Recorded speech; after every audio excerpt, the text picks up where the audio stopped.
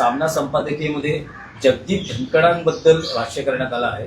बरं झालं धनखड प्रकट झाले आणि गेल्या 6 महिन्यात ते कुठे होते आणि त्यांच्या प्रकृती बाबतीत ज्या काही चर्चा होत्या त्यावर त्यांनी खुलासा केला पाहिजे असं तुम्ही म्हटलं. नक्कीच केला पाहिजे.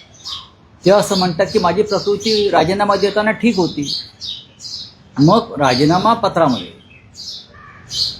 प्रकृतीच्या कारणास्तव राजीनामा देतोय. हा राजीनामा पत्र कोणी ड्राफ्ट केलं? सरकारने ड्राफ्ट करून त्यांच्याकडे सहीला आणलं का? काल रात्री त्यांच्याने माझं बोलणं झालं. काय विषयावर मी दिल्लीत जाईन, त्यांच्याशी चर्चा करेन, बोलीन. आमचे चेअरमन होते राज्यसभेचे, त्यांचे आमचे फार चांगले संबंध होते. देख लेंगे.